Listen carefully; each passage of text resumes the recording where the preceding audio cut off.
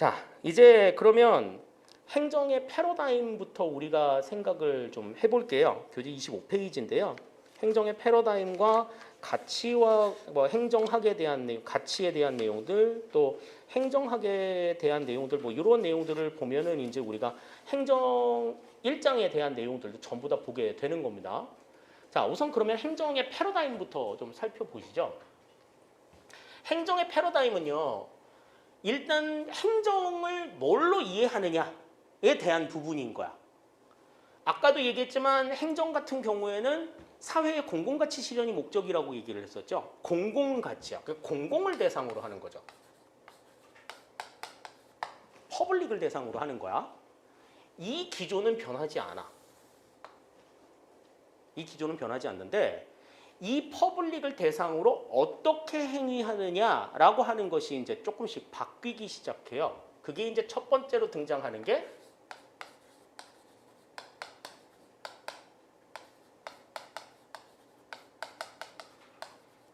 어드미니스트레이션입니다. 어드미니스트레이션이라고 하는 건 통제를 얘기하는 거죠.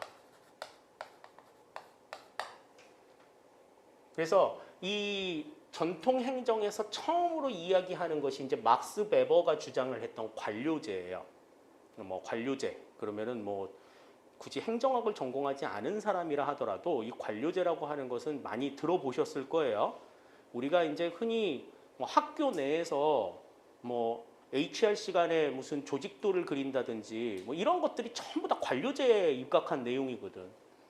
그래서 이 막스 베버는 이성이나 합리성을 바탕으로 해가지고 조직을 움직이는 것이 필요하다라고 생각을 해가지고 어떻게 하면 조직을 좀 효율적으로, 효과적으로 운용을 할 수 있을까에 대한 고민들을 했어요. 그래서 그 고민의 결과를 이렇게 하면 될 거야 라고 하는 형태를 제시한 내용이 관료제인데, 자, 이상형으로서의 관료제라고 이야기를 했어. 이게 이상형이라고 하는 건 뭐야? 이상형, 아이디얼 타입이라고 하는 거는 실제로 적용이 되지 않은 거지. 여러분들도 다 이상형인 여성상, 이상형인 남성상 이런 것들이 다 있을 거 아니야. 근데 그런 이상형의 남성상을 실제로 만나요? 아직까지는 나이가 어리고 그러니까 만날 가능성이 있겠다고 이렇게 요만큼이라도 생각하고 있는 경우들은 있겠지만 사실 그렇지가 않아. 이상형은 그냥 어디까지나 이상일 뿐이야. 장동건, 원빈이 그냥 흔해 빠졌으면 그렇게 인기가 있겠냐? 그지? 트와이스가 흔해 빠졌어. 길거리 다니는데 강남 영화만 나가도 그냥 곳곳에 트와이스가 있다. 그러면은 트와이스가 인기가 있겠어? 안 그렇잖아. 그거는 흔치 않기 때문에 인기가 있는 거야. 흔치 않기 때문에. 여기서 말하는 이상형으로서의 관료제라고 하는 건 무슨 얘기냐면, 베버는 이 조직을 운영하는 이 방식을 머릿속으로만 생각하고 죽었어. 실증을 해보지 않은 거야. 실증을 해보질 않았어. 나중에 그 제자들이 베버가 죽고 나서 그 스승이 이야기한 방식대로 그대로 해봤더니 세상에 스승이 말한 그대로 되더라는 거지. 나는 개인적으로 이 베버가 되게 천재 같거든. 머릿속으로만 생각했던 거를 해봤는데 똑같으니까. 자, 그래서 이 합리성을 바탕으로 해가지고 물질 환경이나 사회적 환경을 통제하는 이 방식이 관료제다. 그러니까 아직까지도 이 관료제만큼 조직을 효과적이고 효율적이고 또 명령 체계를 신속 정확하게 유지할 수 있는 조직 체계를 아직까지 발견하지 못했어. 자, 그러면 어떠한 체계로 이 관료제는 운영이 되느냐? 첫 번째, 분업 구조야. 여러 가지 일을 잘게 쪼개가지고 구성원들에게 딱 그 하나의 임무만을 맡겨. 그럼 구성원은 모든 일들을 다 신경 쓸 필요가 없어. 자기한테 맡은 일만 신경 쓰면 돼. 두 번째, 계층 구조예요. 이걸 너무나 잘 알죠. 계층 구조라고 하면 피라미드 형태의 구조.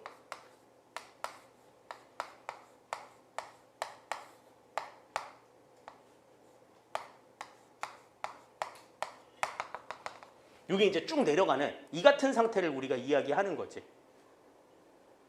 자, 그래서 명령 체계가 이제 위에서 아래로 내려가는 이러한 체계들을 가지고 있다. 이렇게 이제 우리가 이야기를 합니다. 아래에서 위로 올라가는 건 없어요? 여기서는 없어. 여기서는 없어. 여기서는 무조건 위에서 시키는 대로만 하는 거야. 이거 왜 그렇게 해야 돼요? 그러면은 잘려. 왜 잘릴 수밖에 없느냐? 괘씸해서 잘리느냐? 물론 괘씸해서도 잘리겠지만 괘씸하더라도 이런 애를 어디서 못 골라, 못 뽑아. 그러면 괘씸해도 그냥 냅둬야지. 일할 수 있는 사람들은 많아.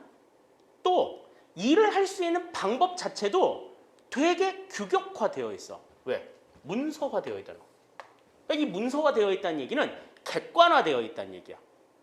어느 누가 그 자리에 앉아 있다 하더라도 그 문서화되어 있는 법규의 내용대로만 하면 돼. 그러니까 그 사람이 뭐 어떤 성품을 가지고 있고 그 사람이 어떤 특성을 가지고 있느냐 이런 건 그렇게 중요한 게 아닌 거야. 그러니까 뭐를 시켰는데 왜요? 그렇게 물어보면 잘리기가 쉬운 거지. 자, 다음에 비정의적 행동이라고 하는 게 비정의적 행동. 여기서 말하는 비정의라고 하는 거. 여기서 말하는 정의는 justice가 아니야. 정의란 무엇인가? 정의의 용사 이런 정의가 아니다.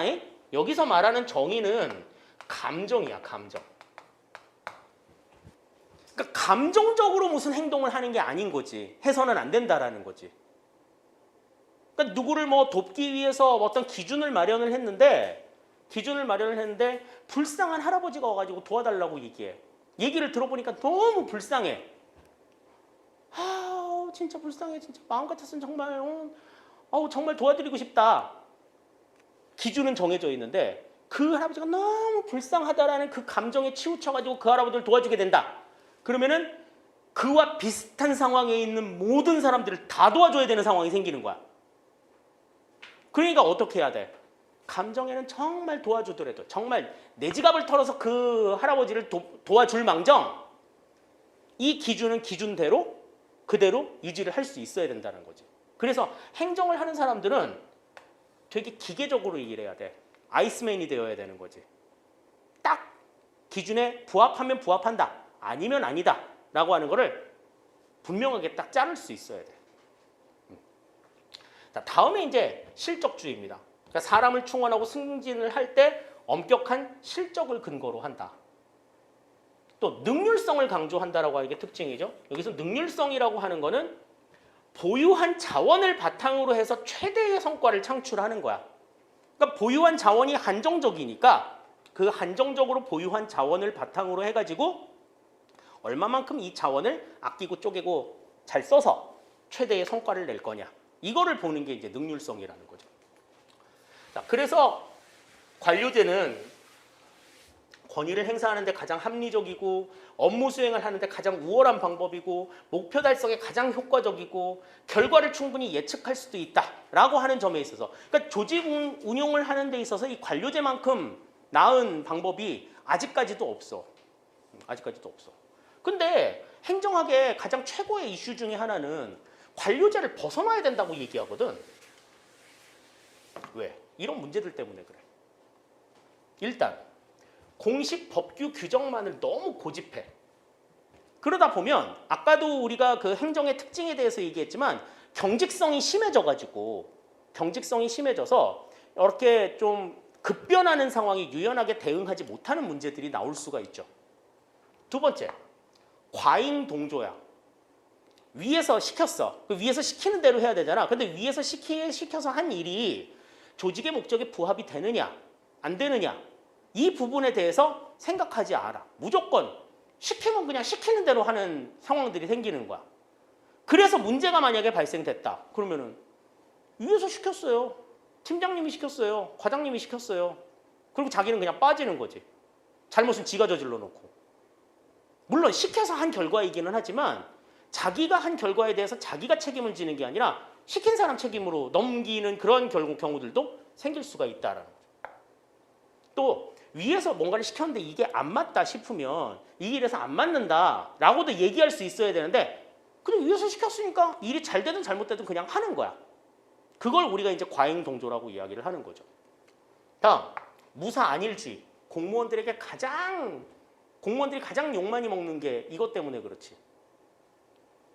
모험을 안 하려고 그래. 안전빵이 최고야.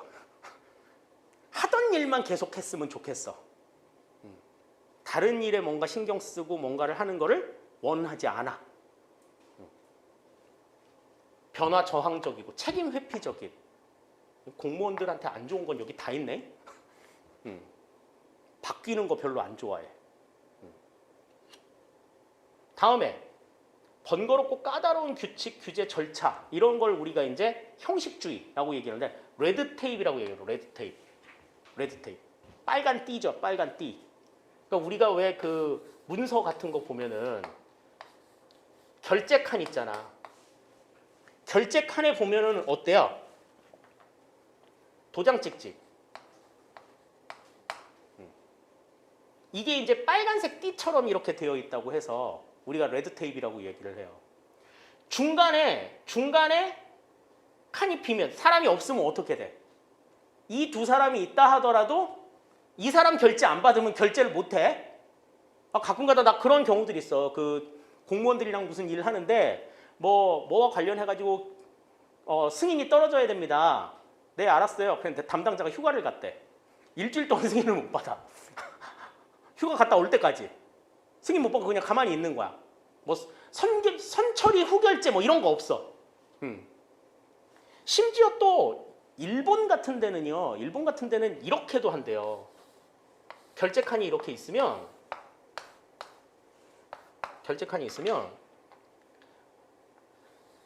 윗사람이 도장을 찍잖아.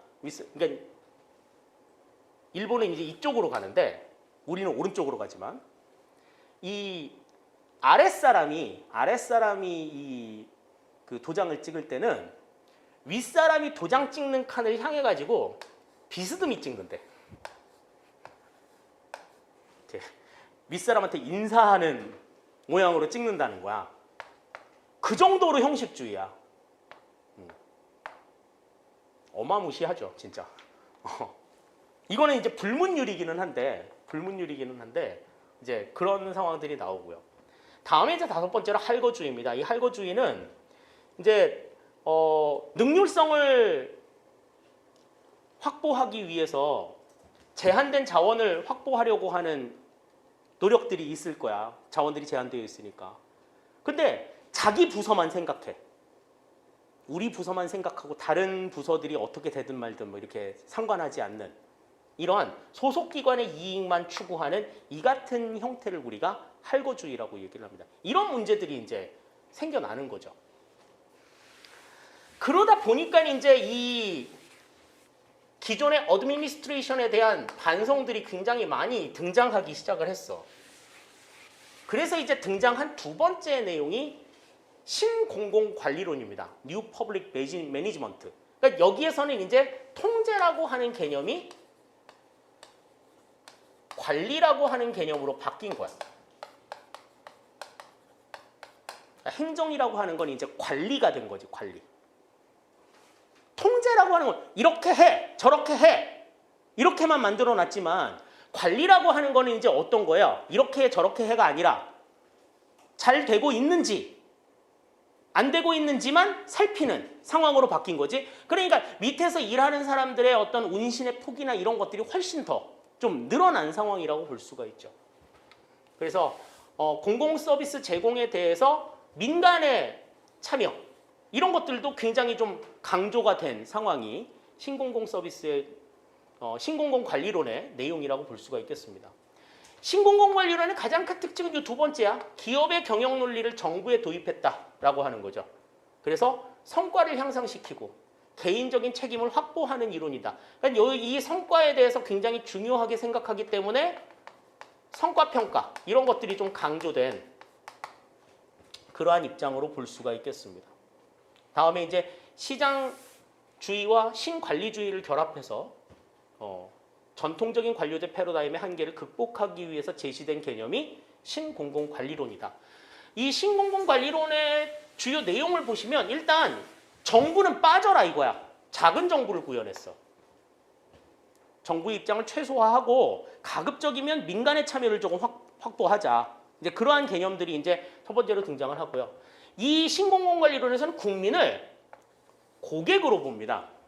고객. 그러니까 다시 말해서 기업의 소비자 같은 형태로 보는 거야. 그러니까 이 고객들이 뭘 원하는지를 파악해가지고 그 원하는 바를 들어주는 것이 정부의 역할이다라고 보는 거지. 그래서 국민들의 만족도를 높여야 된다라고 보는 개념인 거야. 그래서 성과 향상이나 관리의 효율성을 제고하기 위한 노력을 하는 것이 신공공관리론의 주요 내용이라고 볼 수가 있다. 이렇게 볼 수가 있겠고요. 다음에 이제 그 오스본과 게블러 같은 경우에는 이 기업가적 정부의 10대 운영 원리를 제공합니다. 이 신공공관리론의 내용이야. 그래서 뭐 노젓기보다 방향 잡기를 제시해야 되고, 그다음에 서비스를 직접 제공하는 것보다 권한을 부여하는 것이 좋다. 그리고 서비스 제공에 경쟁을 도입해야 된다. 그러니까 민간 부문이 참여를 하게 되면 이제 경쟁이 이루어질 수 있다고 보는 거죠. 그다음에 규칙 중심의 교직 개혁, 성과와 연계한 예산이 배분이 되어야 되고, 고객의 요구를 충족시키는 게 목적이다. 그다음 수익 창출이 이루어져야 되고, 사고 수습보다는 예방이 이루어져야 되고, 뭐 참여와 팀워크를 강조하고 시장 기구를 통한 변화 촉진이 이루어져야 된다라고 하는 얘기들이 이제 운영 원리로 제시가 됐는데, 이제 90년대 초반에 미국 클린턴 행정부에서 그 채택이 되었던 방식입니다. 그래서 10대 운영 원리가 이러이러한 것이 이제 신공공관리론의 특징이라고 이야기를 하는데, 신공공관리론의 특징과 관련해서는 전통 관료제 정부와 이 기업가적 정부 요거를 서로 비교한 이 표가 시험 문제에서는 상당히 좀 강조가 되고 있는 내용이에요. 그래서 볼 수 있는 거는 일단 정부의 역할에 있어서 방향을 잡아야 된다. 옛날에 노젓기를 강조했는데 방향 잡기를 강조한다. 다시 말해서 뭐냐면 국민들을 데리고 옛날에는 노를 저어서 배를 타고 같이 갔어. 그런데 지금은 저기로 가야 돼 라고 방향만 딱 짚어줘. 배를 타고 가든지 날아서 가든지 걸어서 가든지 헤엄쳐서 가든지 방법은 니네들이 알아서 해. 그냥 저기를 가는 게 목표야 라고만 알려주는 거야.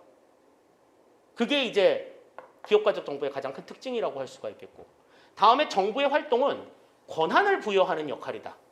직접적으로 서비스를 제공하는 것이 아니라 권한을 부여하는 거다. 방향만 알려주고 갈 수 있도록 네가 그냥 가면 돼 라고 권한을 부여해 주는 거지. 그리고 전통 관료제 정부에서는 형평성이나 민주성을 강조했다라고 하면 기업가 정부에서는 경제성, 그러니까 효율성과 효과성을 합친 개념이 사실 경제성이거든요. 효율성이나 효과성을 강조했다. 효율성이라고 하는 거는 투입 대비 산출을 이야기하는 거고, 효과성은 목표 달성도를 이야기하는 겁니다. 이건 이따가 행정 가치 할 때 이야기를 할 거예요. 그리고 경쟁을 도입했다. 시장 메커니즘을 적용했다라고 하는 것이 이 기업과 정부가 가지고 있는 큰 특징이라고 볼 수가 있겠습니다. 그러니까 전통 관료제 정부와 기업가 정부가 어떻게 다른가 하는 것들은 이 표에서 전부 다 설명이 가능해요. 그래서 통제에서 관리로 넘어가게 된 이 상황이 어떠한 변화를 가지고 왔는가 하는 것들을 우리가 좀 잘 이해하실 필요가 있을 것 같습니다. 자, 그러다 보니 이제 문제가 생겼어. 처음에 통제, 어드미니스트레이션이었고, 두 번째가 이제 매니지먼트잖아요. 그러니까 이 얘기는 여기서는 능률성을 강조했어. 아까도 얘기했지만. 그러니까 능률성을 강조한다는 얘기는 어떠한 얘기야? 얼마나 열심히 했나? 이걸 보는 거야. 공부를 열심히 했다라고 하는 건 어떤 의미예요? 공부를 열심히 했다. 주어져 있는 시간 동안, 주어져 있는 여건 동안 얼마만큼 공부에 내가 몰입했느냐 하는 거지, 열심히 했다는 거는. 근데 내가 아무리 책상에 엉덩이 붙이고 앉아있다고 하더라도, 의자에 엉덩이 붙이는 거겠지만 의자에 엉덩이 붙이고 앉아있다 하더라도, 오랜 시간 있다고 하더라도 내가 공부해가지고 성적이 막 이렇게 올라가는 건 아니잖아. 근데 이제 공부 열심히 했다는 거 어필하려고 여러분들 그동안 이제 어떤 얘기들 많이 했어. 밤샜어. 3시간이나 있었어. 이렇게 몇 시간을 있었다. 막 절대적인 양을 이야기하잖아. 그러니까 지금 이 통제 개념에서는 그거야. 내가 정말 많은 시간 열과성을 다했어 라고 이야기하는 거지. 근데 관리 차원에서는 그런 게 아니란 말이지. 아까도 봤었지만 효과성이나 효율성을 강조하잖아요. 이 이야기는 얼마나 잘했나를 보는 거야. 얼마나 잘했나. 그래서 그 잘했나를 보기 위해서 뭐를 강조한다고 얘기했었어? 아까 성과를 강조한다고 얘기했었죠. 몇 점 맞았냐? 이게 중요한 거야, 이게. 근데 이 두 가지는요, 지금 얼마나 열심히 했냐, 얼마나 잘했냐, 이거는 두 개가 전부 다 공통점이 있어. 다 누구 관점이야? 이건 전부 다 전지적 공무원 시점이야. 공무원이 얼마만큼 열심히 일했는지, 공무원이 얼마만큼 일을 잘했는지, 이걸 가지고서 이게 행정의 포커스였다는 거지. 자, 근데 생각해 보세요. 우리가 아까 이야기했다시피 행정의 목적은 뭐였어? 사회의 공공가치 실현이야. 공익 실현이라고 우리가 이야기하는 거죠. 그러면 그거는 국민이 편안함을 느껴야 되고 국민이 만족을 느껴야 되는 상황인 거잖아. 그치? 공무원이 일을 열심히 하기만 하면 공무원이 일을 열심히 하기만 하면 국민이 만족해? 그러니까 공무원이 일을 잘하기만 하면 국민이 만족해? 공무원이 일을 열심히 하는 것과 공무원이 일을 잘하는 것과 국민의 만족은 그렇게 큰 상관이 없어. 그지? 자, 그러면 공무원은 일을 잘했다고 뭐 칭찬도 받고, 뭐 포상도 받고 인센티브도 받아. 근데 국민은, 그 밑에 있는 국민은 만족이 없어. 쟤네들 뭐 그냥 쟤네들이 이래가지고 뭐 그런 거 없지 뭐. 아무런 상관이 없는 거야. 이게 이제 이거하고 똑같은 거지. 내가 영어 공부를 되게 열심히 해가지고 토익을 950점 받았어. 자, 토익 950점 받으면 네이티브 스피커하고 프리토킹 할 때 밀려 안 밀려? 왜 대답이 안 나와? 토익 공부를 했어. 토익 공부를 해서 토익 시험을 봤는데 950점이 나왔어. 그러면 내가 네이티브 스피커하고 프리토킹을 할 때 밀려 안 밀려? 자, 밀려야 정상이야, 안 밀려야 정상이야?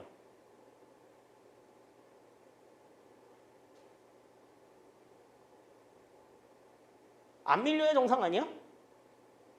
근데 지금 여기에서 지금 다 이렇게 화석처럼 얼어붙은 이유는 뭐야? 밀리니까 지금 그러는 거 아니야, 지금?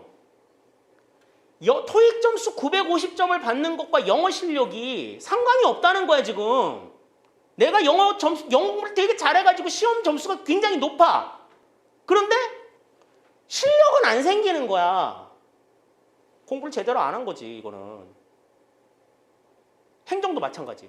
공무원이 일을 암만 잘해가지고 성과를 이만큼 높여놨는데 국민의 삶이 나아지지 않아.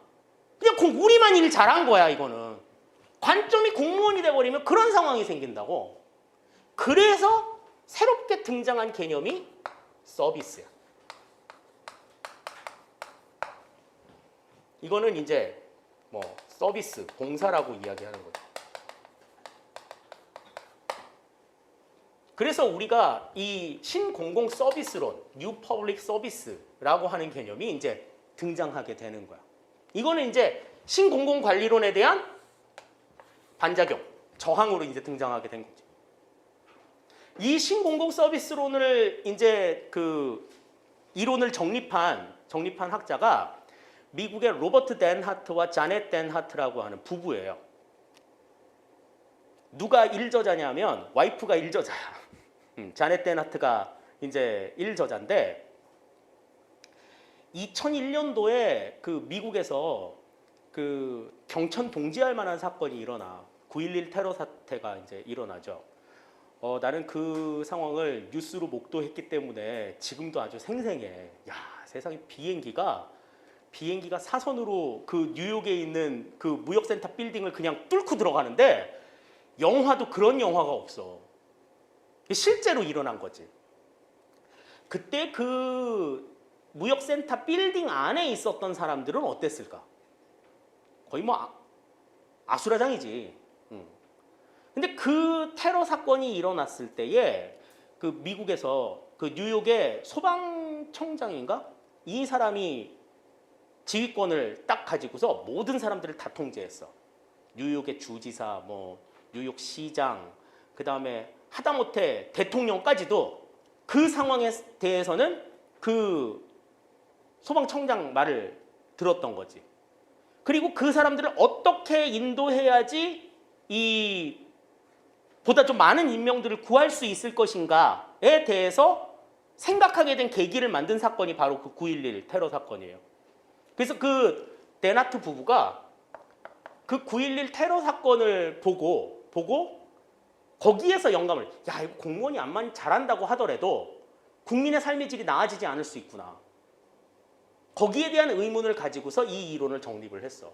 그래서 그 뉴 퍼블릭 서비스라고 하는 그 이론서의 제일 첫머리에 보면 그 데나트가 이런 말을 해. 행정가의 궁극적인 목표는 행정 업무를 얼마나 효율적으로 수행했느냐, 여기에 있지 않다. 행정 업무를 얼마나 효율적으로 수행했느냐 하는 거는 매니지먼트의 관점이었지. 그지? 효율성을 강조하는. 얼마나 모든 사람들에게 더 나은 삶을 보장했느냐. 다시 말해서 얼마나 국민들의 삶의 질이 높아졌느냐. 그게 행정가의 목표여야 된다는 거야. 우리가 일을 함으로써 얼마나 국민들의 삶의 질이 나아졌냐. 이게 목적이어야 된다는 거지. 관점이 여기까지는 공무원의 관점이었는데 여기는 이제 뭐가 된 거야? 관점이 국민이 된 거야. 자, 그래서 이제 그 신공공관리론과 입장을 조금 달리한 개념이 신공공서비스론이에요. 신공공서비스론의 원칙을 그래서 이 데나트가 7개를 제시합니다. 고객이 아닌 시민에게 봉사하라. 여기에서는 이제 국민을 보는 관점이 커스터머, 고객이 아니라 시민이야, 시티즌. 다시 말해서 이 시민이라고 하는 거는 뭐를 의미하는 거냐면 유권자를 의미하는 거예요. 다시 말해서 행정가들과 똑같이 정책 결정에 그러니까 국가의 권력을 행사할 수 있는 하나의 동반자로 보는 거야, 국민을. 다음에 공익을 추구하려고 노력해라. 기업주의보다 시민의식의 가치를 받아들여라. 그러니까 뭐 성과나 뭐 이런 거 중요하게 생각하지 말고 국민들의 의식을 생각해야 된다. 전략적으로 생각하고 민주적으로 행동하라. 책임성이랑 단순한 것이 아님을 인식하라. 방향 잡기보다는 직접 서비스하라.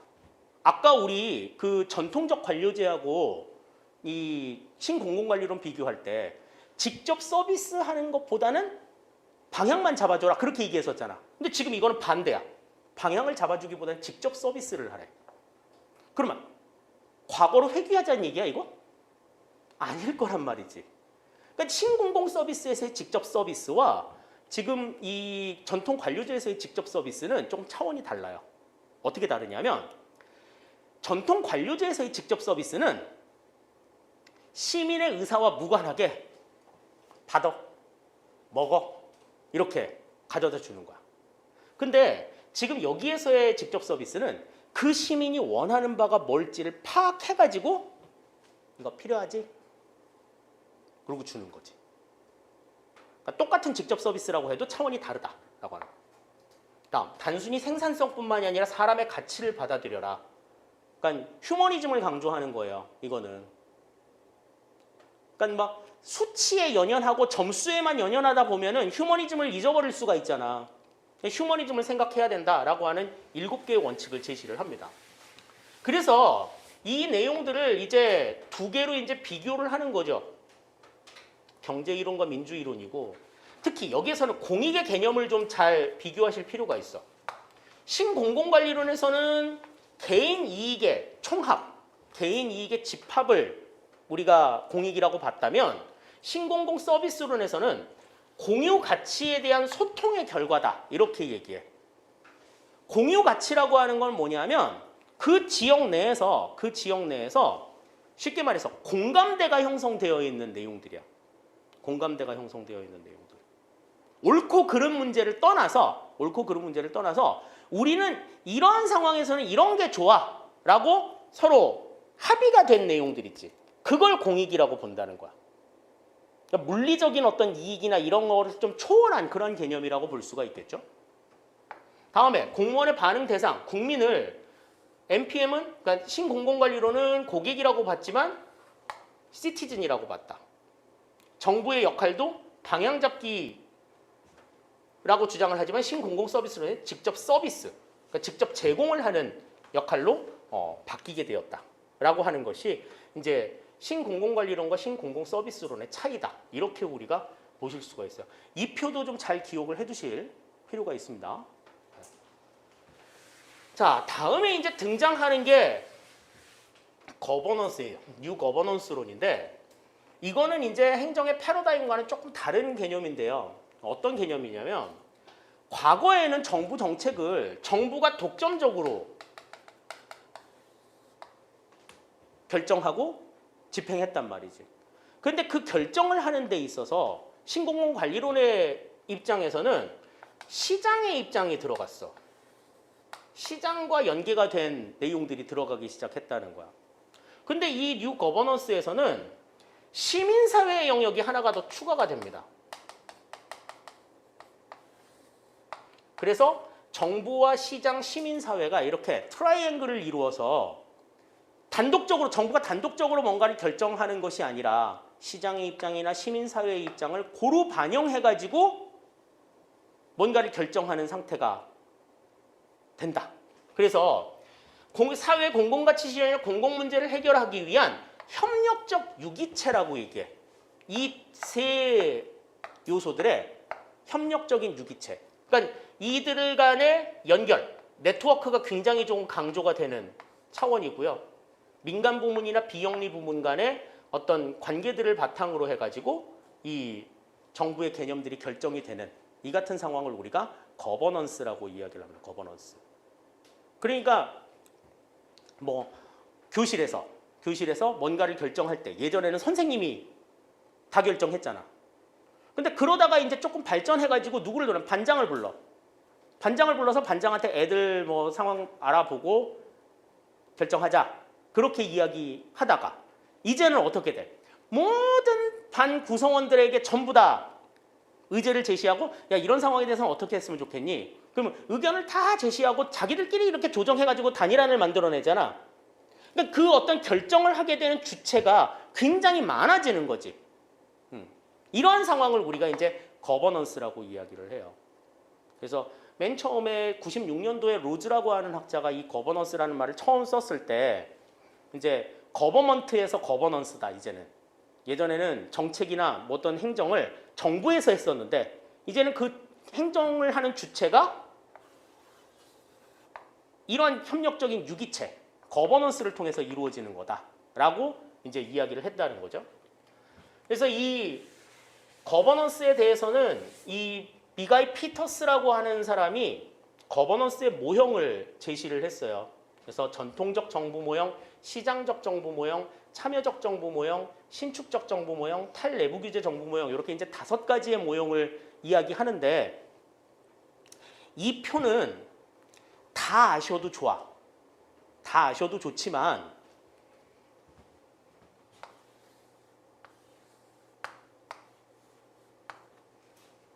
이 2가지는 반드시 알아두셔야 돼요. 나머지는 몰라도 이 2가지는 반드시 알아두실 필요가 있어. 그러니까 각각의 모형이 문제의 진단 기준을 뭘로 삼았으며 거기에 대한 개혁 방안으로 뭘 제시했는가 하는 거는 분명하게 좀 알아두실 필요가 있어요. 9급 수준에서는 딱 요만큼만 나와. 9급 수준에서는. 그 이상을 나온다라고 하면 이제 7급 수준의 내용이 될 텐데 아직까지 문제에서 이 밑에 내용을 이야기하는 거는 못 봤어. 특히 관리의 개혁 방안도 그냥 여기에 대한 예시로 그냥 등장해서 나오기는 했었는데 뭐 정책 결정의 개혁 방안이나 공익의 기준과 관련된 내용들이 이 거버넌스 모형을 제시하면서 나왔던 적은 아직까지는 한 번도 없었어. 그러니까 기본적으로 여러분들은 뭐만 기억하시자? 각 모형의 문제 진단 기준과 구조의 개혁 방안 정도만 기억을 해두자. 이게 이제 여기에서는 조금 강조되는 내용이라고 볼 수가 있어요. 자, 이렇게 해서 이제 우리가 패러다임에 대한 내용들을 살펴봤고, 자, 이제 우리가 살펴봐야 될 것이 행정의 가치에 대한 내용입니다. 자, 행정의 가치는 크게 이제 본질적인 가치와 수단적 가치로 구분이 돼요. 본질적 가치라고 하는 건 그 자체가 목적인 가치야. 그 자체가 목적인 가치고, 수단적인 가치는 그 본질적인 가치를 이루기 위해서 만들어지는 가치. 요걸 이제 우리가 이야기를 하는데요. 본질적 가치에서 첫 번째로 이야기하는 게 공익이야. 공익. 아까도 얘기했지만 행정은 공익을 추구하는 게 목적이다. 이제 그렇게 이야기를 하기 때문에 공익이 무엇보다도 중요한 가치라고 이야기를 하는데, 이 공익은요, 공익을 보는 관점에는 두 가지가 있어. 그러니까 첫 번째는 실체설, 두 번째는 과정설이야. 실체설이라고 하는 건 공익이 실체로 존재한다는 얘기야. 공익이 실체로 존재한다. 그러니까 공익이 있고 사익이 있는 거지. 사익과 구별되는 공익이 분명하게 존재를 한다는 거야. 그러니까 어떤 상황을 딱 봤을 때 이거는 공익적인 상황인가 사익적인 상황인가 이게 명백하게 갈려진다는 거지. 그러니까 공익과 사익 간의 충돌이나 갈등이 발생할 수 있겠어 없겠어? 없는 거야. 공익은 공익이고 사익은 사익인 거야. 그러니까 공익이라고 하는 것이 실체로 존재한다라고 하는 이 같은 입장이 실체설의 입장이에요. 근데 과정설은 공익이라고 하는 게 별도로 존재하지 않아. 공익은 그냥 여러 개의 사익이 모인 게, 여러 개의 사익이 모인 사익의 총합이 이게 공익이라고 보는 거야.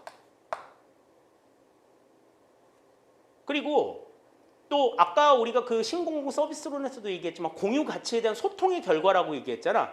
각각의 계층들이 서로 의견을 공유해가지고 합의한 내용이 공익이지, 어떤 공익이라고 하는 게 별도의 물리적인 실체로 존재하지 않는다라고 보는 관점이에요. 그렇기 때문에 사익을 초월한 공익이 없기 때문에 여기에서는 뭐가 발생할 수 있는 거야? 공익과 사익 간의 갈등이 일어날 수 있는 거지. 야, 이거 추구하자고. 내가 손해보는 거 이거 그냥 눈 뜨고 가만히 보고 있을 거야? 이런 상황이 되는 거야. 그래서 공익을 보는 관점은 이렇게 두 가지가 있다.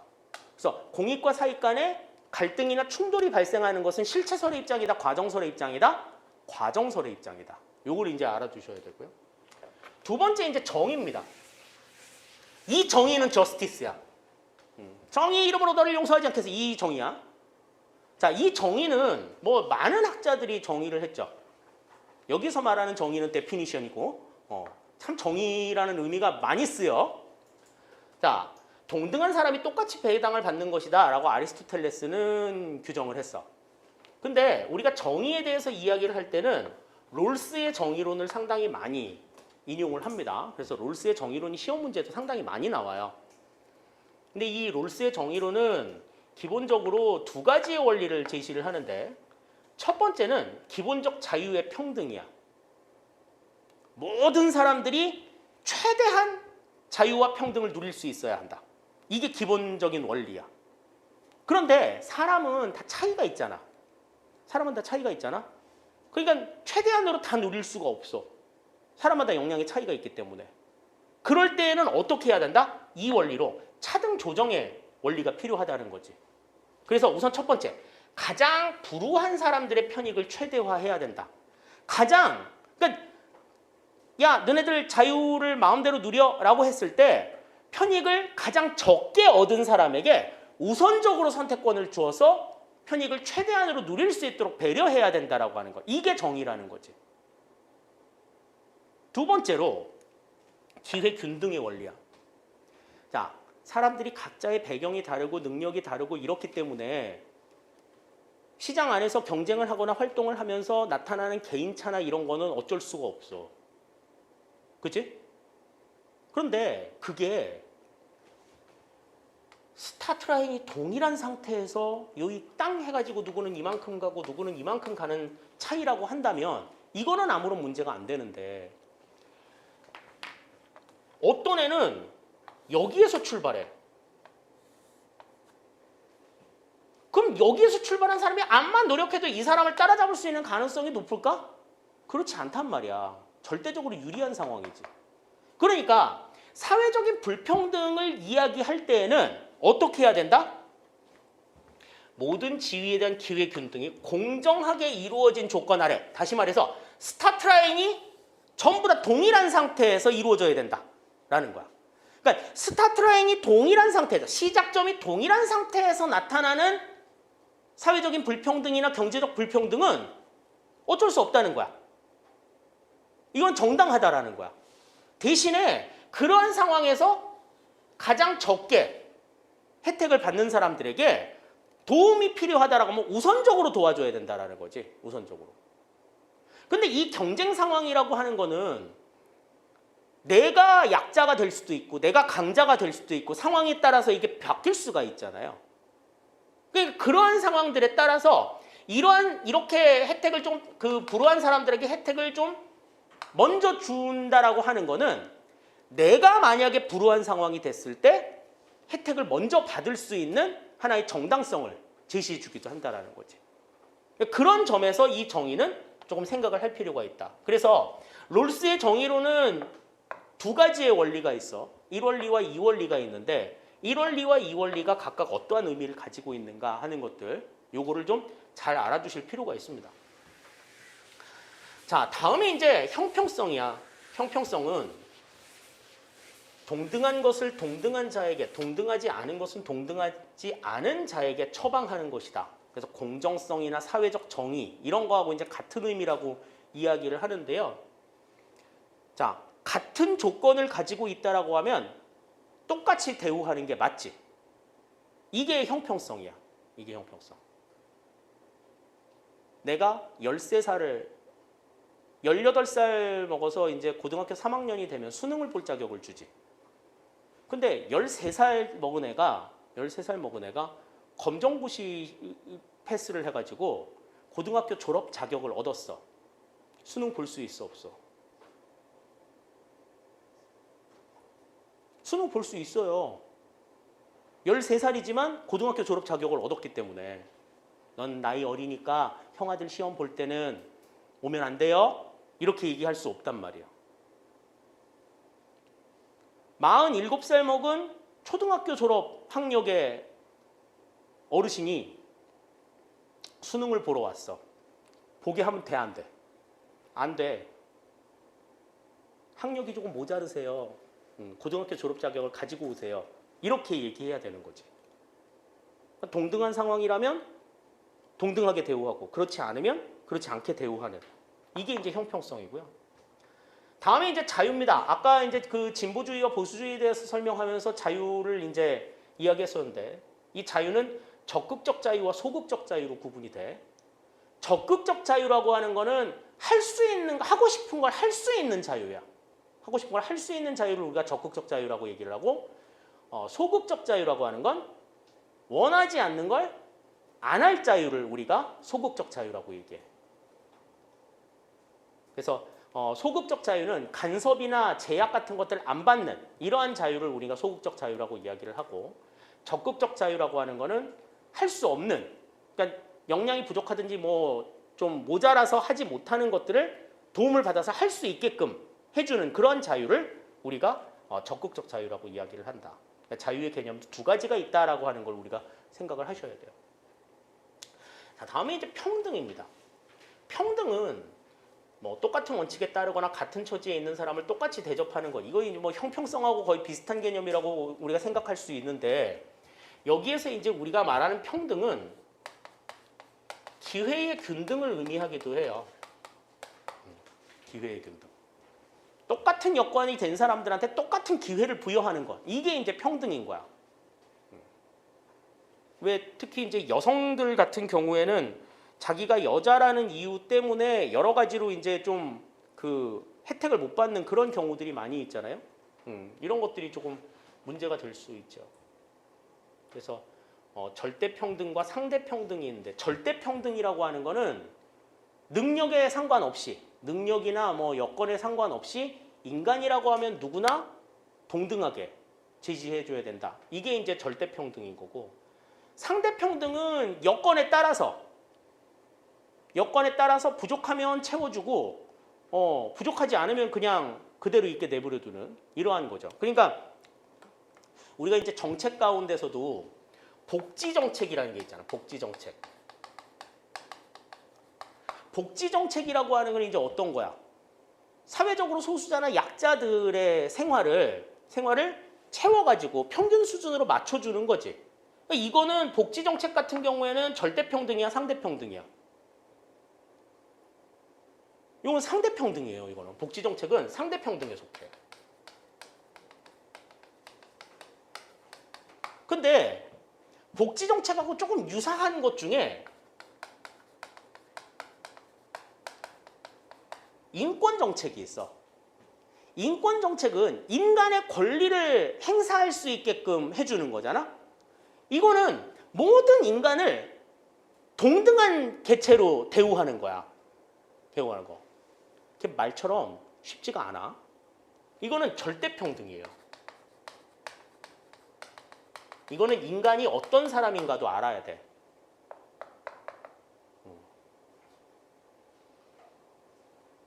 인도네시아인가? 인도네시아에 그 조티 앙게라고 하는 여자가 있어.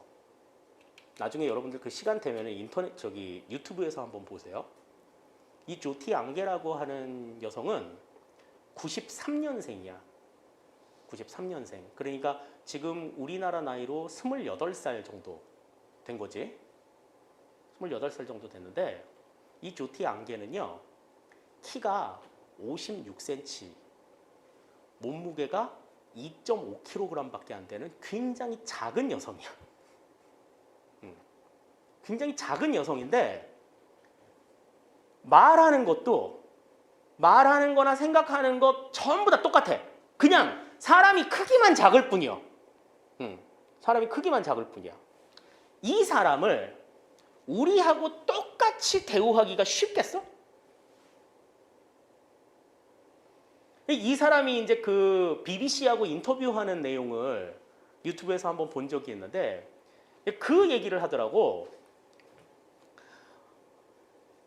뭐가 제일 싫으냐 그랬더니 이 사람들이 자기하고 처음 만나가지고 인사를 하면 전부 다 거의 예외 없이 자기를 이렇게 들어본다는 거야. 자기를 이렇게 든다는 거야. 자기는 나이도 이제 내일 모레 30이고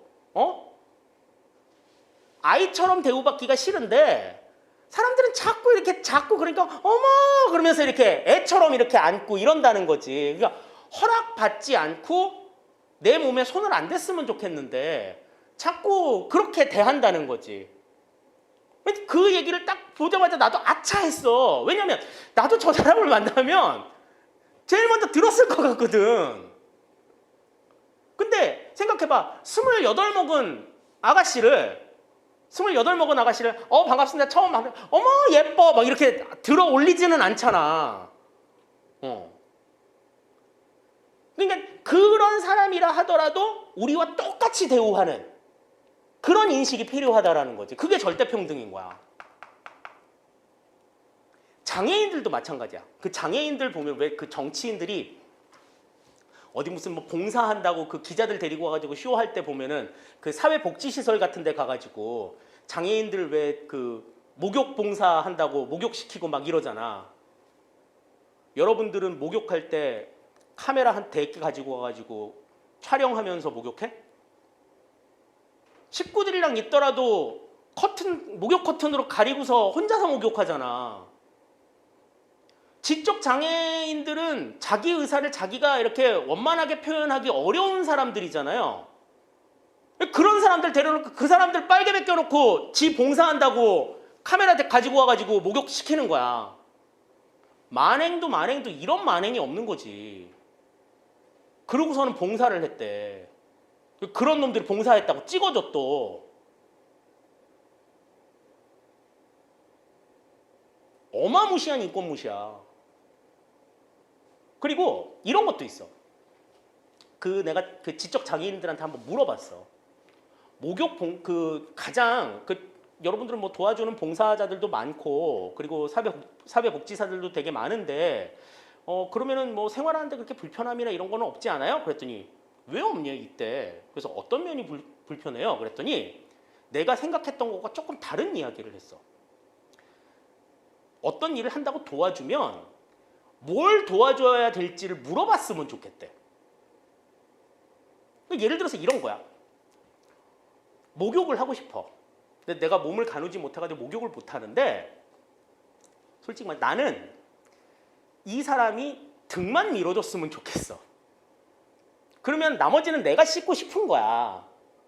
근데 목욕하게 도와주세요라고 얘기를 하면 이 사람이 온몸을 다 씻어준다는 거지. 아까 그 조티 안게라고 하는 친구를 얘기한 것처럼 자기 몸에 허락 없이 그렇게 손대는 거 싫은데 온몸을 다 씻어주는 거야. 너무 과잉 친절이라는 거지. 나는 그걸 원치 않는다. 내가 원하는 건 그냥 등만 밀어주는 정도였으면 좋겠어. 근데 도와드려요? 그러고서는 무조건 잘해주고 무조건 많이 해주면 좋은 거라고 생각하는데 인권은 그렇지가 않은 거야. 막 하기 싫은데 막 먹기 싫은데 막 먹으라고 주고 이런 거 다 폭력이잖아요. 그러니까 우리는 인권을 뭐 보장한다, 인권을 위해서 그 사람이 그 사람을 도와준다라고 하는 의미로 하는 건데 오히려 그게 엄청난 폭력일 수가 있다라는 거지. 그러니까 평등은 그런 개념으로 생각을 해야 된다라는 거예요. 우리와 똑같이 좋은 건 좋고 우리와 똑같이 싫은 건 싫은 거다. 그렇게 생각을 해야 된다라는 거죠. 자, 다음에 이제 수단적 가치의 항목들입니다. 수단적 가치의 항목들을 보시면 평등은 지우자. 자, 합리성, 효율성, 효과성, 민주성, 책임성, 합법성, 투명성, 가외성 이렇게 있는데 합리성이라고 하는 거는 어떤 행위가 궁극적 목표의 최적 수단이 되느냐 이런 것들을 가리는 개념이다. 아까 그 베버가 관료제를 이야기할 때 관료제에 있어서도 이성과 합리성을 강조했었잖아요. 그러니까 거기서 나오는 그러니까 이치에 부합하는 그러한 내용들을 이제 이야기하는 것이고 두 번째, 효율성은 우리가 투입 대비 산출의 비율을 효율성이라고 얘기해. 그리고 효과성은 목표의 달성 정도를 효과성이라고 얘기합니다. 아까도 설명했지만 이 효율성과 효과성을 전부 다 합쳐서 뭐라고 얘기해? 생산성이라고 이야기해. 근데 우리는 효율성, 효과성, 생산성 이걸 전부 다 같은 개념으로 사용하는 경우들이 많이 있잖아요. 그죠? 그거는 조금 지양을 해야 될 필요가 있다 하는 겁니다. 자, 다음에 민주성입니다. 민주성은 국민의 의사를 존중해서 국민의 요구를 수렴하고 반영하는 이 같은 움직임들을 우리가 민주성이라고 이야기를 한다. 민주성이라고 하는 거는 참여를 얼마만큼 보장하느냐 요거를 얘기하는 거야. 그러니까 앞으로도 이제 행정에 있어서 민주성에 대한 이야기가 많이 나올 때 민주성은 뭘 의미하느냐? 참여를 의미하는 거다. 연관을 지어서 항상 기억을 해두셔야 된다는 거죠. 자, 다음에 이제 책임성은 두 가지 의미가 있어요. 제도적 책임성과 자율적 책임성이 있는데 제도적 책임성이라고 하는 거는 법과 제도상에 규정되어 있는 책임이야. 그러니까 아까도 얘기했지만 관료제 같은 경우에는 자신의 업무 범위와 책임의 범위가 딱 명확하게 규정이 되어 있잖아요. 이거는 제도적 책임성인 거야. 그런데 자율적 책임성이라고 하는 거는 그러한 법이나 제도의 범위를 벗어나서 양심상, 도덕적으로 자기가 느끼는 어떤 책임 이걸 우리가 책임성이라고 얘기해. 그러니까 예를 들어서 이런 거죠.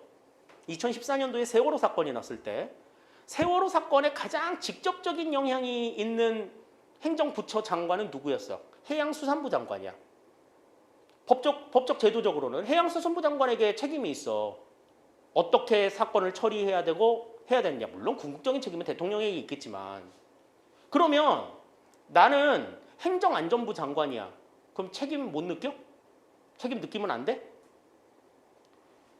내가 그 주무부처 장관은 아니라 하더라도 공직자로서 국민을 위해서 일하는 공직자로서 다스리는 국민이 그렇게 안 좋은 일을 겪은 것에 대해서 책임을 느낄 수 있다는 거지. 그게 이제 뭐야? 자율적 책임성이야. 법과 제도를 초월한 의미의 책임성. 두 가지 의미를 생각하셔야 되겠고요. 합법성이라고 하는 거는 법률을 얼마만큼 지키느냐, 법률의 정신을 최대한 살리는 거다. 이렇게 얘기할 수 있겠고. 투명성이라고 하는 거는 과정과 결과가 명확하게 드러나는 것. 일이 지금 어느 정도 진행이 되었는지 이런 것들을 확실하게 알 수 있는 이러한 개념들을 우리가 이제 투명성이라고 이야기하는 거예요. 투명성. 다음에 이제 마지막으로 가외성인데 이 가외성은 다른 데선 안 나와. 행정학에서만 나오는 가치예요. 행정학 고유의 가치이기 때문에 가외성에 대해서 물어보는 문제들은 상당히 조금 많이 나오기도 합니다. 이런 게 있어요. 여러분들 이제 그 고등학교 때까지 학교에서 수업 들으실 때, 물론 뭐 대학교 때는 뭐 그건 안 하지만 매 시간마다 선생님이 들어오면 하는 게 있어. 뭐가 있어요? 출결 체크를 하지. 아침에 담임 선생님이 조회하시면서 출결 체크하고 1교시, 2교시, 3교시, 4교시, 5교시, 6교시, 7교시, 8교시 선생님들이 다 들어와가지고 출결 체크를 해. 왜 해 그거? 같은 거를 9번이나 반복을 하는 거야. 9번이나. 이런 뻘짓이 어딨어? 이런 뻘짓이 어딨냐고. 같은 일을 중복해가지고 여러 곳에서 해. 이러한 성질을 우리가 가외성이라고 이야기를 해요. 그럼 이걸 왜 할까 이거? 이런 짓을. 이때 한 번 하고 이때 한 번 하고 이때 한 번 하고 이때 한 번 하고 거듭해서 계속 해. 또 그러한 똑같은 과정을 다른 데서도 또 해.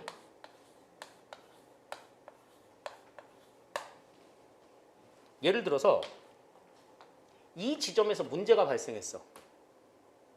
근데 한 번만 하면 이 뒤에 나타나는 이상 상황에 대해서 감지를 못하지.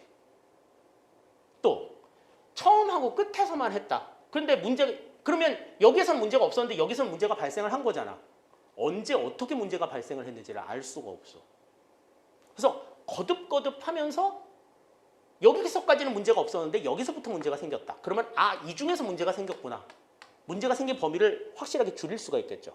또 이 지금 체킹을 하는 과정이 원활하게 이루어지지 못했어. 그러면 어떻게?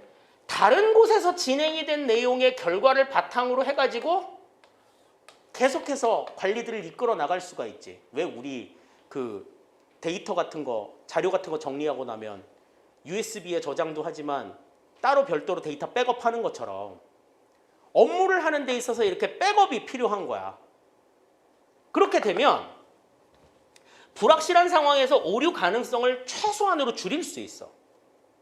그리고 뭐를 하다가 일이 잘못됐어도 백업이 있으니까 계속해서 일할 수 있어 라고 하는 든든한 믿음 같은 것들이 생기지. 신뢰성 같은 것들이 높아질 수 있단 말이야. 물론 경제적이지 않아, 능률적이지 않아, 경제성, 능률성 이런 거하고는 담을 쌌어. 똑같은 걸 계속 반복하니까. 하지만 오류 가능성을 줄이고 신뢰성을 제고하기 위해서 같은 업무를 중복해서 거듭 실시하는 이 같은 성질, 이것을 우리가 가외성이라고 이야기를 한다. 그래서 이 가외성이라고 하는 건 행정에서만 볼 수 있는 독특한 성질이다라고 하는 걸 생각해 두실 필요가 있겠습니다. 자, 다음에 이제 행정학에 대한 내용을 보시죠. 이제 지금까지 설명한 행정의 내용들이 전부 다 이제 학문으로 정립이 돼서 이제 등장한 게 이제 행정학인데, 이 행정학은요, 아까도 얘기했었지만 19세기 말 1887년에 우드로 윌슨이 쓴 행정의 연구라고 하는 논문에서 정치행정 이원론, 아까 얘기한 대로 정치와 행정은 다르다라고 얘기한 개념들을 제시하면서 처음으로 등장을 했어요. 그래서 우리가 이제 이 우드로 윌슨을 행정학의 아버지라고 이야기해. 근데 이 우드로 윌슨은요, 여러분들이 행정학을 배우기 전에 이미 오래전에 한번 만났어. 우리는 서로 구면이야. 어디서 만났을까 이 사람? 네, 민족 자결주의. 3.1운동의 근간이 되었던 정신이 민족 자결주의잖아요. 그 나라의 독립은 그 나라 민족이 스스로 결정해야 한다라고 하는 이야기를 한 사람이 우리는 그냥 윌슨이라고 얘기했잖아. 나홀로 산다에 나오는 곰이 아니고 이 우드로 윌슨이에요. 그래서 윌슨의 민족 자결주의라고 얘기하잖아. 또 우리나라 초대 대통령이었던 이승만 박사의 박사 지도 교수이기도 해요. 그러니까 이승만 박사도 행정학 박사겠지? 그리고 미국의 대통령을 역임하기도 했고, 굉장히 그 행정학에서는 되게 업적이 조금 많은 사람입니다. 근데 이제 인종차별을 굉장히 심하게 했다는 그런 평가도 같이 받고 있어. 그래서 얼마 전에 보니까는 그 대학원에 이 사람 이름을 넣는 것이 부당하다. 그렇게 얘기해서 그 이름을 뺐다고도 이야기를 하던데, 아무튼 행정학이라고 하는 걸 맨 처음 만든 사람이 이 윌슨이라고 하는 사람입니다. 그래서 이제 우리가 윌슨의 영향을 많이 받기도 했고, 윌슨의 지도를 받은 이승만 대통령의 영향도 아주 없지는 않을 거야. 우리나라에서 행정학을 이야기하면서는 미국의 행정학을 주로 많이 이야기를 합니다. 물론 이제 뭐 7급 시험이나 뭐 이런 것들을 볼 때는 독일의 행정학이나 뭐 이런 것들을 얘기 많이 해요. 왜냐하면 행정학이라고 하는 그 양태가 처음으로 등장한 건 독일의 관방학이거든요. 그래서 이제 유럽의 행정학도 이야기를 많이 하는데, 우리는 이제 사실 미국의 행정학을 되게 많이 이야기를 합니다. 그래서 정치행정 이원론이 이제 10년부터 30년까지, 그 뒤로는 이제 정치행정 이론론이 30년. 그러니까 이 30년 요 때가 이제 언제였던 거야? 경제 대공황 때였다라는 거죠.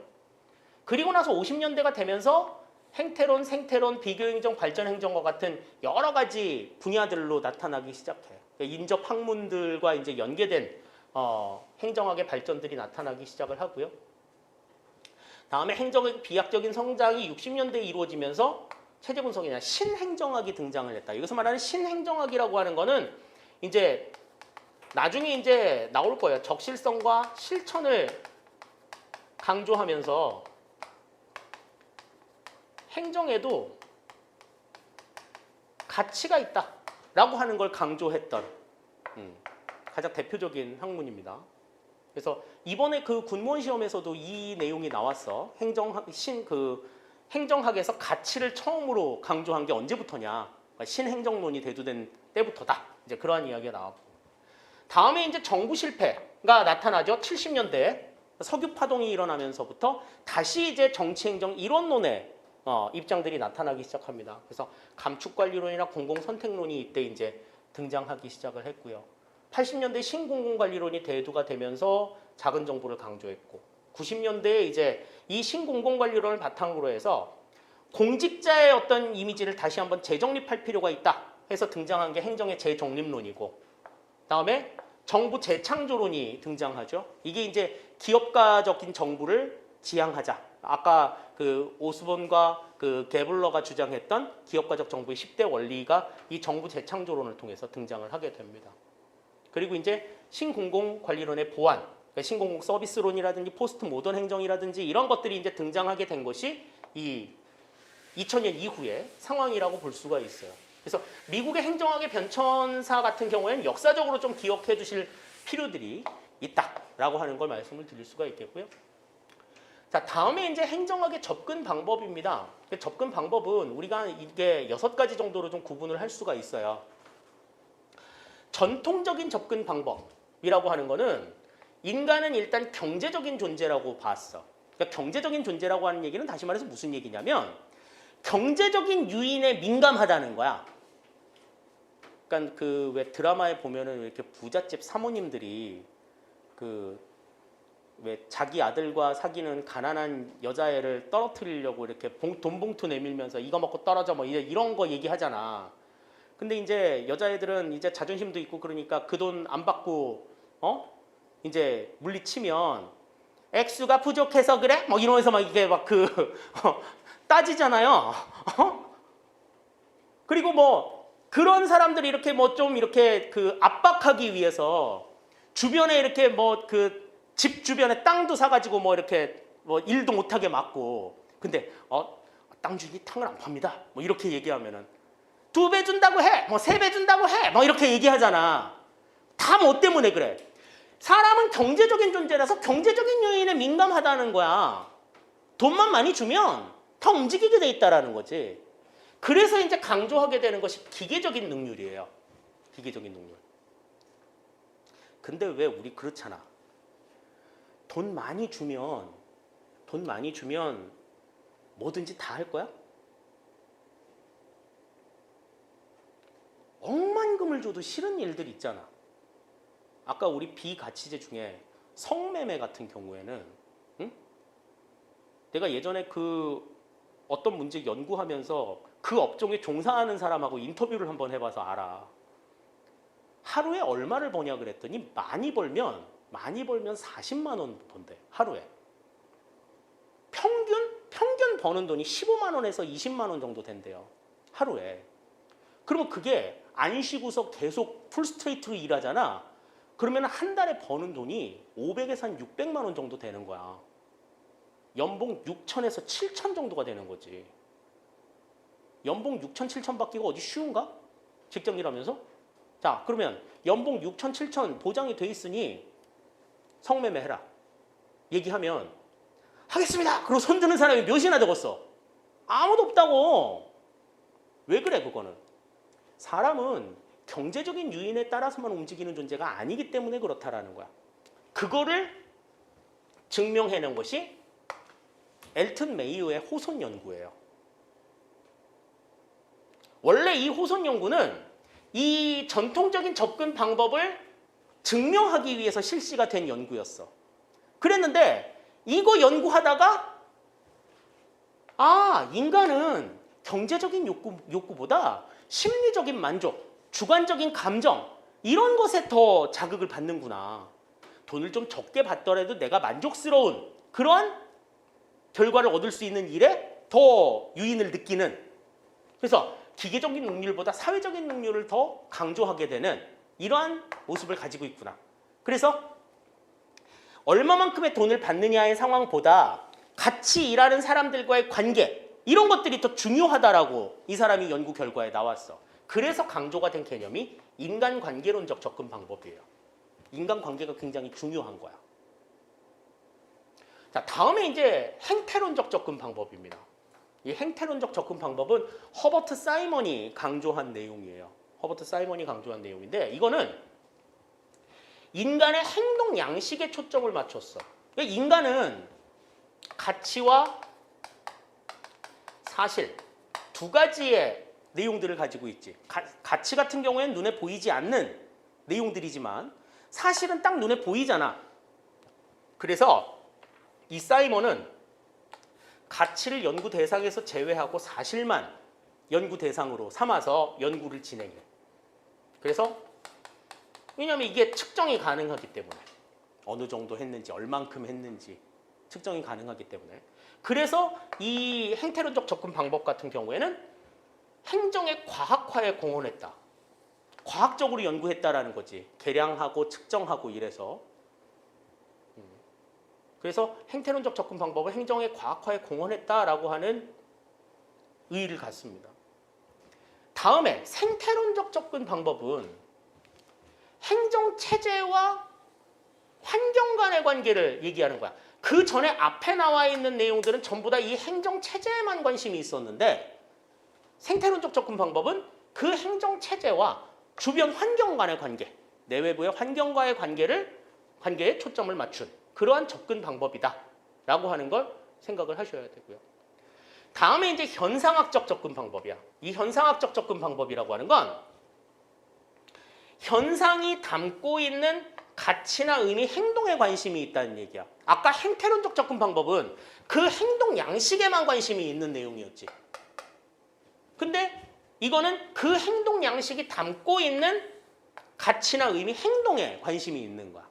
예를 들어서 이런 거죠. 야, 너 너무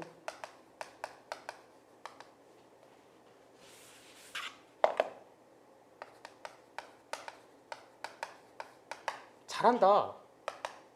야, 너 너무 잘한다. 누군가에게 이렇게 얘기했어.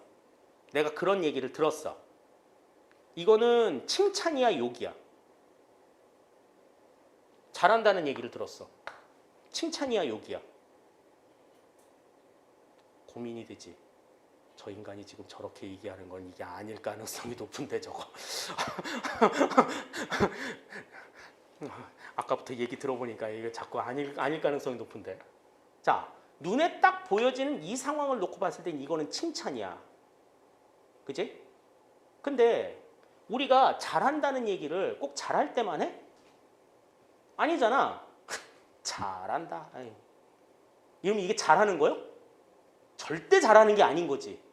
근데 행태론적 접근 방법의 입장에서는 그렇게 얘기했기 때문에 이게 잘한 거다라고 보는 거야. 이 현상학적 접근 방법은 그 현상이 담고 있는 의미를 보는 거지. 왜 우리 이제 왜 JTBC 뉴스룸에 보면은 팩트 체크라는 거 하잖아. 어떤 사람이 무슨 주장을 했는데 그 주장이 사실이냐 아니냐. 그래가지고 거기에 대한 객관적인 근거를 대가지고 그게 사실이다 아니다를 보는 내용이잖아요. 이 행태론적 접근 방법은 팩트를 보는 거야. 팩트.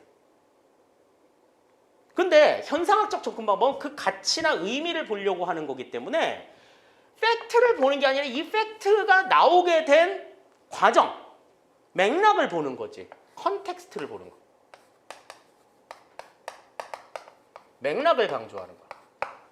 이 상황에서 이런 말이 나왔다라고 하는 건 어떤 의미인 거야? 이렇게 보는 거지. 근데 사실로는 그냥 잘한다고 얘기했어. 이게 사실이야. 칭찬한 거지. 욕한 거 아니지. 근데 그 말이 나오게 된 상황, 이걸 봤을 때 아유, 잘한다. 아이고. 이렇게 했으면 그게 칭찬이냐고. 현상학적 접근 방법은 그것까지 봐야 된다는 얘기예요. 자, 다음에 이제 6번의 체제론적 접근 방법입니다. 이 체제론적 접근 방법은 지금 이야기한 여러 가지 이 요소들, 경제적인 욕구, 심리적인 만족, 행동 양식, 주변 환경, 그 다음에 담고 있는 가치, 의미, 행동, 이 하나의 요소들이 전부 다 연결이 되어 있다고 봐. 이 연결이 되어 있는 이 상황들을 전부 다 뭐라고 보는 거야? 체제, 시스템이라고 보는 거야. 시스템. 그래서 각 이 요소들 간의 연결이 어떻게 이루어져 있는지에 대한 연관성을 강조하는 개념. 다시 말해서 행정학을 접근하는 데 있어서는 어느 하나의 요소만 봐서는 안 된다. 이것도 영향을 미칠 수 있고 이것도 영향을 미칠 수 있고 이것도 다 영향을 미칠 수 있어. 그 요소들이 어떻게 연결이 되어가지고 지금 이 같은 상황들이 나타났는가.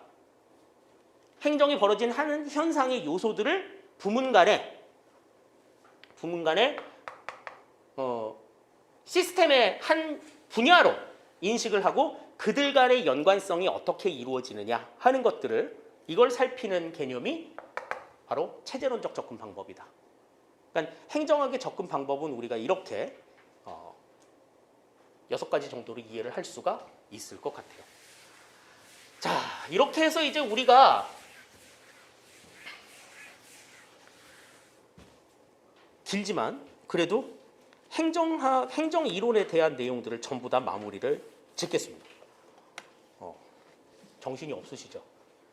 뭐 처음이라서 좀 정신이 없었을 수도 있고, 그리고 지금 내용들을 다 이해하기 좀 버거워. 지금은 당연히 버거워요. 당연히 버거운데 중요한 거는 아까도 말씀을 드렸지만 지금은 이 행정학에 대해서 이런 내용들이 있구나라는 거를 그냥 가볍게 아는 것만으로도 만족이야. 그러니까 지금 아까 앞에서도 행정학의 접근 방법을 이야기했지만 접근 방법이 나왔을 때 행정학의 접근 방법에는 전통적 접근 방법, 인간관계론적 접근 방법, 행태론, 생태론, 현상학적, 체제론적 접근 방법 이러한 접근 방법이 있다라는 것만 알아도 성공이야. 그 각각의 내용이 뭐 어떻게 구성이 되어 있는가 하는 거는 기본 시간에 가서 아셔도 늦지 않아요. 그러니까 이런 게 있대 라는 정도로 호선 연고? 그거 들어본 것 같은데? 그러니까 그런 정도의 상황. 기본 내용을 들어갈 때 아주 맨땅에 헤딩하는 게 아닌 그런 결과들을 조금 도출해낼 수 있는 그게 우리들의 목적이다. 이렇게 생각을 하시면 될 것 같습니다. 시간이 다 된 것 같아서요. 우선 오늘 수업은 여기서 마무리를 짓고요. 다음 시간에는 우리가 정책 이론에 대해서 같이 이야기를 나눠보도록 할게요. 네. 첫 시간인데 끝까지 집중 잘 해주셔서 너무 감사합니다. 네, 수업 마칠게요.